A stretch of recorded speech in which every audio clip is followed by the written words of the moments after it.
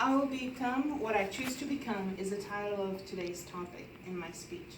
This afternoon, so what is the significance behind someone's name? The Encyclopedia of Gods, over 2,500 deities of the world by Michael Jordan, declares that almost every culture has its god or goddess. For example, there's the god of weather, and there is also the goddess of fertility. However, Creator God is a Christian God for Christianity, such as the name Jehovah.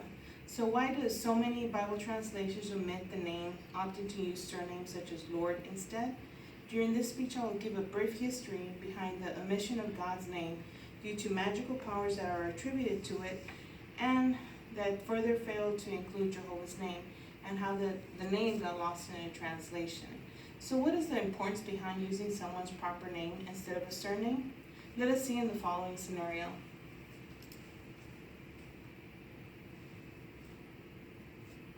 Excuse me, miss.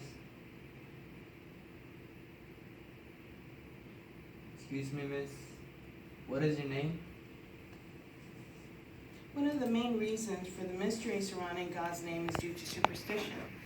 In accordance with the third commandment in Exodus chapter 20, verse 7, jw.org online watchtower, the library mentions that at some point a superstitious idea arose among the Jews that it was wrong even to pronounce the divine name, and some even held that the name was viewed as being too sacred for imperfect lips to speak.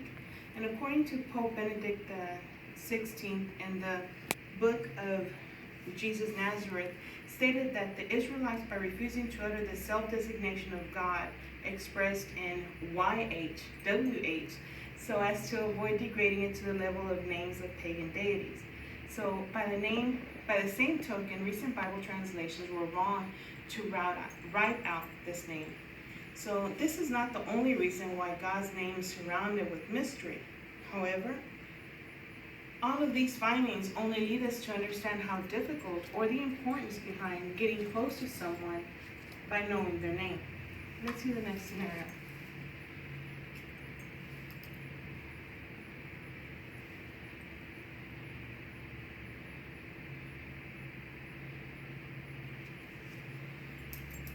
I want to dedicate my life to you.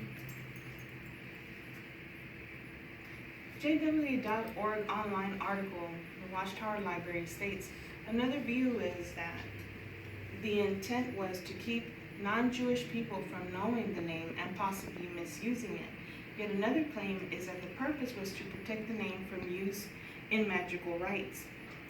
In the Journal of Economical Studies, Explorations and Responses, Unique and Shared Names in God and Islam and Judaism states that God's actual holy name was eventually considered too holy to utter audibly. So the Israelites were never told to not use the name, but rather not to misuse it or to take it in vain.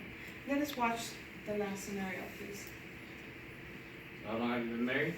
We've been married for 47 years, but it feels like 100. And it all started when I asked you for your name.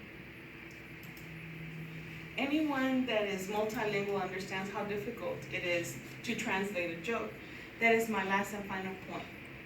jw.org on library states that the Mezerites, professional Hebrew scribes who worked from the 6th to the 10th century CE, ancient Hebrew was written without vowels. So over time, the increased danger of losing the proper pronunciation as Aramaic replaced the Hebrew language, the Mezerites developed a system in of vowel points to add to the Bible text in order to indicate the correct pronunciation of Hebrew words. So we can now see how superstition, attributed magical powers, and unusage of vowels in the translation of God's name have contributed an unnecessary mystery regarding his name.